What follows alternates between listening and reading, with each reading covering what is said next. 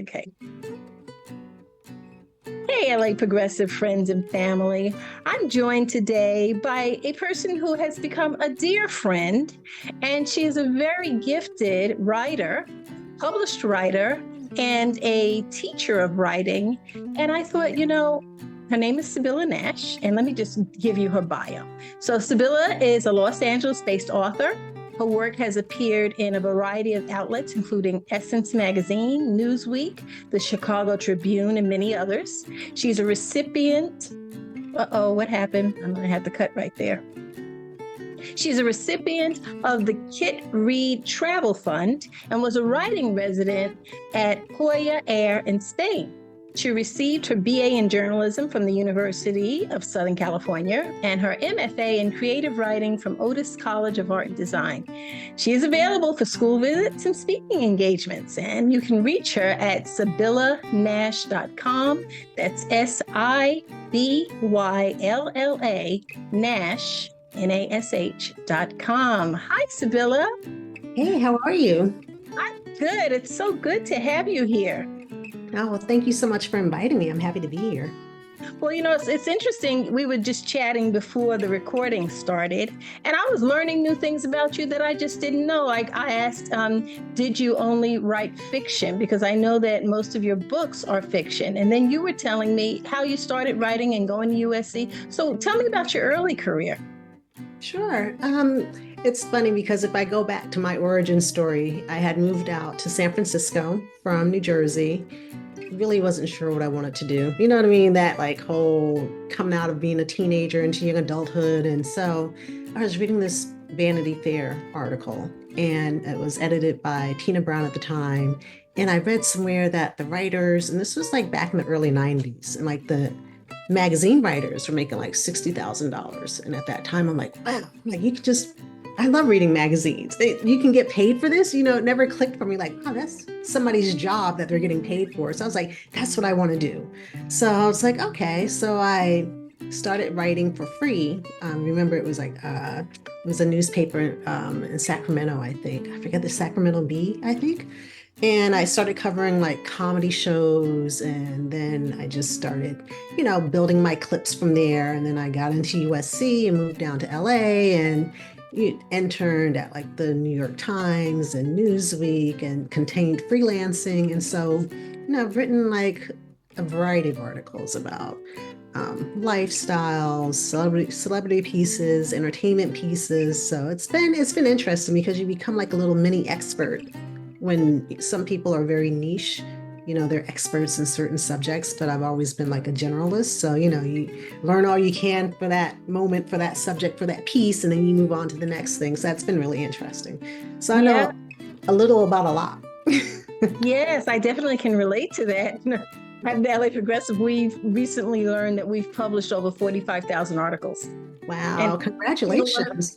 Every single one of those articles, my husband and I edited and published, and a good portion of them we wrote.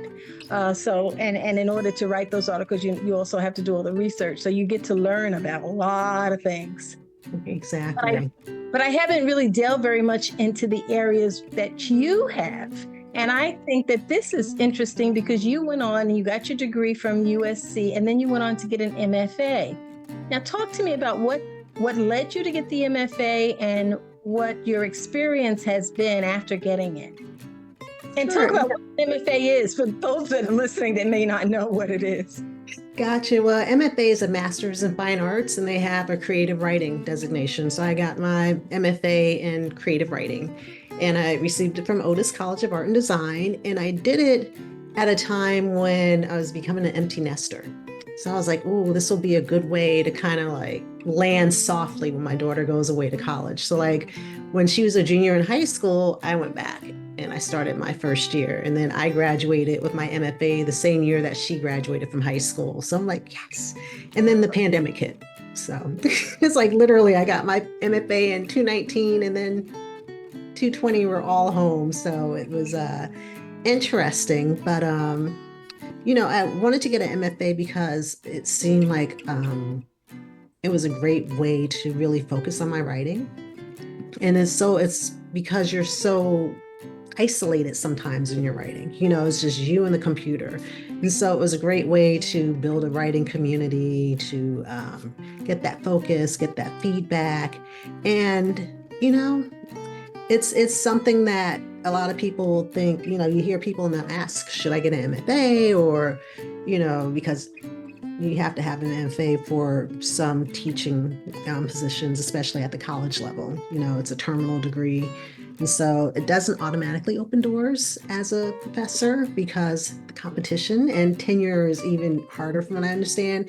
I've taught workshops, but I'm, not, I don't teach in schools or anything like that, but I've done like teaching workshops for organizations where it's like a creative writing class for kids and things like that. And when people want to know, should they pursue it? I always ask, you have to think about, why do you want to get an MFA? Because it's not an automatic pathway to a book deal or to, working out of college, but it doesn't hurt and it can lead there. But I think the most important things that you're going to get from it would be like that community. And from that community, you learn about opportunities. So it could be that open door to, being an adjunct and then becoming tenure. And you also get to focus on your writing, your project. So for a year or 2 years, depending on how long your program is, it's you and your work, and so that can be very freeing and very changing for a writer, to really have their work be taken seriously by their peers and to get that critique in developing your writing practice. And so, I think if you're looking to do that, then by all means go for it. But it can be costly. They do have fully funded programs. So I think if someone's interested in becoming or pursuing an MFA, that they should just Google fully funded. And there's some schools that will offer a fully funded degree. You have to teach in return. You become a TA for one of their classes, like an English class, or you can probably work in their writing lab, helping freshmen do their essays and things like that. But they do have fully funded programs. The downside is that there's so many. Well, I shouldn't say downside, but there's an article in Poets and Writers recently, and they were talking about like in 1967, there were like 13 MFA programs for creative writing. And now we have like 200. But some of them are starting to shut down. Like my program, they no longer offer MFAs in creative writing like a year after I graduated. And, about 14 other colleges have shut down their creative writing programs, for whatever reason. So it's interesting because I do think, of course, it doesn't, in my opinion, devalue the degree. But what you do lose, I think, is that alumni base that could have grown and that you could, lean into. Like I love being a Trojan, especially in Southern California, because it's like, it's USC, it's Southern California. You have such a strong alumni base. You can always lean into that, go back to the school for different events and things like that. So when your program is discontinued, it makes it a little bit harder to still feel connected to the school, but you still have your cohorts, which is like another thing I think when people are considering what programs and looking at different MFA programs, just like check on the cohort size. When you have at a very small cohort, some people may like that. Some people may want a bigger program. Do they work in your genre? Is something else that you want to consider, because some MFA programs are very literary, others are more commercial, others will offer screenwriting and poetry. So, you really have to do your homework and figure out what program you would best flourish in that could best help you get to your next level. So when you went through the MFA program, did you find that it expanded your horizons? I mean, was the content that existed within the program itself, was it enriching or was it just a step toward getting that box checked? You know what? Honestly, I'll say it's a little bit of both. I mean, it was like a lot of the MFA programs are workshops. So if you're not initiated into the workshop process, it's like, you have your work, you hand it in, and your peers, they critique it. And then like, within that same class or the following class, you're reading your peers' work and then you critique it. So, it's a lot of critiquing. And then for our particular program, we'd have like different classes that we would read different books and look at it, for craft reasons and things like that. Other programs may offer more craft. I mean, so for me, it was like just this whole new vocabulary of like, oh, writing practice and in communication with, and then just like learning about different authors I had not been exposed to. I was a big Stephen King and Judy Blume and what this woman who just passed, Sweet Valley High. That was my childhood. That was what was offered. And when you don't see yourself in the pages as a heroine or a hero, you don't even know to ask. So, 70s, 80s, when I was like this bookworm, we read what was available, and it's great for kids now because it's such a wide plethora of like different like types of heroines, people of color, and you get to see yourself in the pages. So it was great in terms of being in the program, being exposed to works I had never been exposed to before, and just like learning the different like, writing practice and seeing how other authors work. They invite writers in like every month to talk about, their work, pretty writers who had substantial careers. So it was like great hearing from it. So it was an eye opener. I really enjoyed the process. I also think too that if you don't have the time, because it is a huge time commitment, unless you do a low residency, or if you don't have the funds, like if you're not in a fully funded program, there are so many different opportunities online. Like I did like my summer of learning this summer, I did classes with women who submit in Los Angeles. I did a revision class with them that they offered, and it was amazing.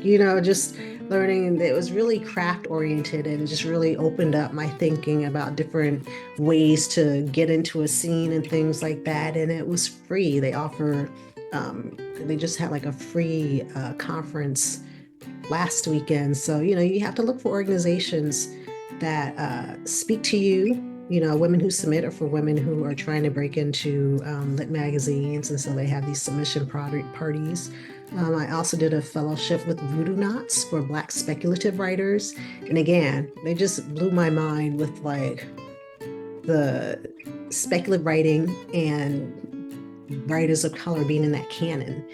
And it's just like, wow, this is so much more. Usually you just read a book, you love the plot, the characters, and you move on, but really studying it from like an academic point of view, it was just like very eye-opening. And again, I learned so much this summer. So, I mean, there are lots of opportunities that if you want to further along your craft, meet new people, develop a community, then it's out there on the internet. Just check for different fellowships and residencies.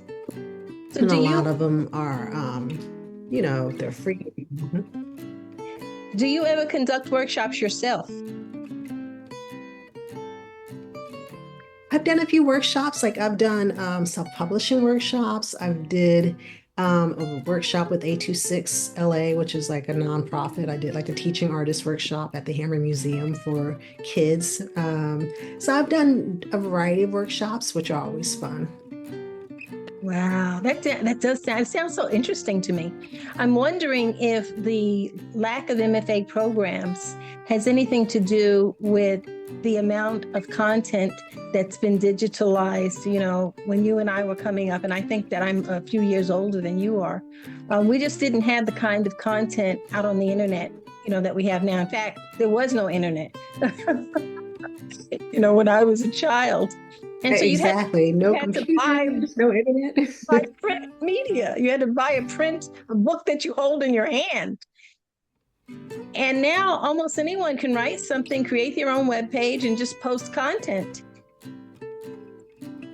And I think that might have. I mean, it's like, well, go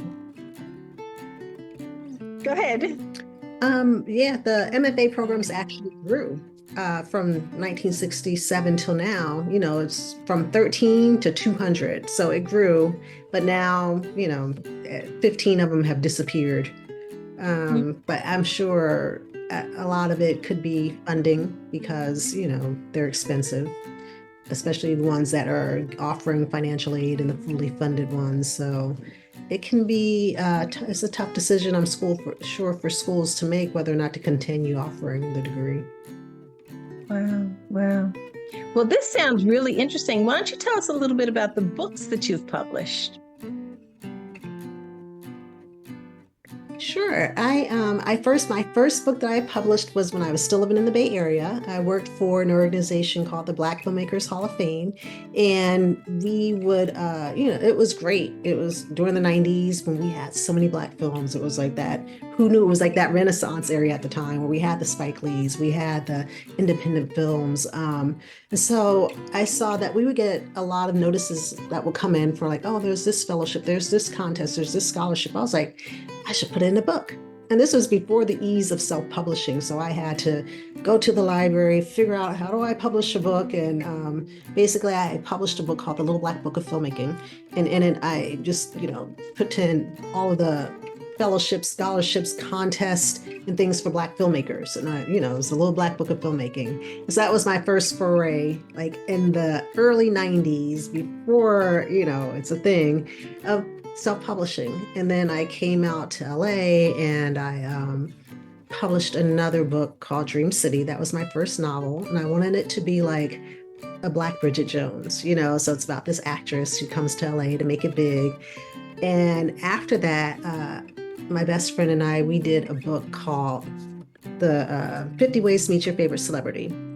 Because we were talking and we had all these crazy stories like, oh my gosh, we were such big fans when we were younger, of course, because you had the Jackson 5 and you had like the boy groups, the boy bands. And so we put together 50 Ways and we did it under a pen name.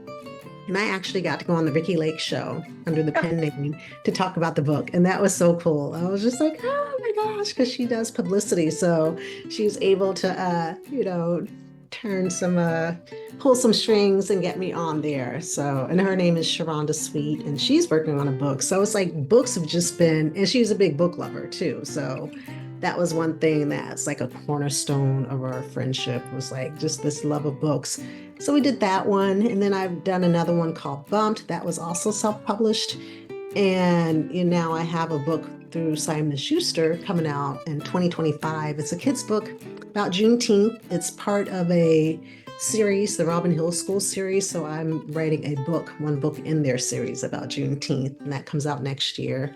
Oh, congratulations. So I'm excited. So, I mean, it's been, a really long time, but I think the thing is like if you're doing something that you enjoy, that you just keep doing it, So I'm still waiting for my number one on New York Times. Hopefully one of these books will hit it at some point, but I just keep writing. Yeah, that's what you gotta do. You gotta keep writing, and you write books and you write articles, and I'm sure you do other stuff to fill up your time, but it all contributes to what you're supposed to be doing on this journey that we're calling life. Well, Sibylla, is there anything in particular, one thing in particular that you'd like the LA Progressive community to take a look at? Like if I was to go to your website, which I am at right now. Well, I'd say, please look at Bumped. That was my second novel. And that was a fun one because I remember when I was writing it, my daughter was younger and I had a folder that, had all the notes in it, and I called it Escape Routes. And she's just like, are you trying to run away from me? I'm like, it's a book, babe. It's okay. She's like, oh, so she was a little bit concerned about that. But I still, read that book now when I think about like, redid the cover and, just time to time. So I'm like, I really like this book, so it's just like, of course, you're never finished editing. There's always like, it go on and on, but I like that book a lot. And I have another one coming out. So I did this book called Wish List about 2 years ago. And there was another one that worked on for a really long time. But I put it out there and an agent read it and loved it. So I got an agent for it and we took it off and sent it out on submission. It didn't sell, but there was some reworking of the ending. So I am now putting this book back out for under a different name. Is called The Last Fairy Godmother Wish List. it's going to be part of a series. So that one's going to come out in October. So I'm really excited about that because middle grade is a little sweet spot. I was just loved reading, as a kid and just swapping books with my friends and talking about it and just really, I grew up in New Jersey. So, during that time, it's just like being transported into all these other worlds. It's just can't I can't underscore how important books were, to Oh, me I growing know, up, I just like know. really being taken away. So, to be able to do that for other kids and to create these worlds, it's really exciting to me. It is. And I have such an appreciation for people who write the books because, and especially for people who write books that have an understanding that we have a very diverse universe of people, young people, especially in this country, and they all need to read content about their particular lives or their things that are just specific to them. I didn't have that growing up. I remember when I was in the fourth grade, I did read about Harriet Tubman. And I never forget that little book about Harriet Tubman. It was so meaningful to me because I'd never read anything about a Black person. Right. It's like when you don't, and I remember, I forget, I'm blanking on the writer that said it, but it made so much sense that if you don't see yourself, you don't even know to ask to see yourself. That's You right. just assume you're not supposed to be there. You're not supposed to be in those pages, and you just accept it. So, Yeah. as growing up in the 70s, as an adult now, it's just you got to remind, like, oh, yeah, yeah, we should have representation. We should have characters that are deeply flawed, human, that are shapeshifter. We should be whatever we want to be. And it doesn't have to be built on trauma. It could just be built on experience because That's that's the right. other part of it is, when we're in pages or when we're allowed to write our stories, sometimes it's like, well, it needs to have, just little, like that little spice of like, Black trauma thrown in. It's like, why does it? Not everything has to be traumatic. Sometimes we just want to be joyful, happy, Mhm. and, living our lives, our best lives, or you can have a bad day. But I don't think everything has to be rooted in trauma. It's there, it's part of us, but it doesn't have to be like the main storyline, the main character. That's right. Well, Sibylla Nash, it has been such a pleasure chatting with you today. And I'm looking forward to picking up some of these books. And I encourage LA Progressive readers to go to SibyllaNash.com. That's Sibyllanash.com. Thank you, Sibylla, for visiting with us. And maybe we'll be interviewing you again when the next book comes out. Oh, thank you. And can I add in real quick because I've Absolutely. adopted this title of cat mom now that my child has moved out and have empty nest, just Oh, to implore, the city of LA. We have so many feral cats, so many abandoned cats. I'm feeding like 5 of them because they are like in our complex. So if people can be mindful, perhaps have their pets spayed, or that will be the biggest thing because cats can have 3 or 4 litters a year, what I understand. Don't quote me, but we just have so many. So I mean, anything, it's kitten season, and all I see on Nextdoor and Facebook are, can you foster this cat? Can you rescue this cat? So people can just be more mindful and just help out wherever you can to cat rescue donations, the shelter. It's we have a lot of problems in LA, but do what we can for them. And, and I'm not even talking, there's so many other problems, but this is one that I'm focused on because I have 5 cats that greet me every morning that are looking for food. So I'm like, this it shouldn't. shouldn't be out here. So, It shouldn't. Yeah, I have a cat that I adopted that was sort of abandoned, and I got that cat 22 years ago. wow. It is still bugging me every day. He's like, I'm going to live to 30. She runs this house. Yeah, yes, they do. And I think every cat needs a house to run. Yeah. You see them out there. It's stressful for them trying to find food on their own. So bless you for taking in that little cat and giving them the best 22 years of their life. Okay, Sibylla, take care. Hope to talk to you again soon. Okay, Bye-bye. Thank you for sticking bye-bye. around. If you like the LA Progressive content and the discussions we have here, please consider clicking the subscribe button below and also give us a thumbs up. That helps to grow our audience by feeding the algorithm, which helps to get this content in front of more eyes. Thanks for stopping by. We really appreciate your support.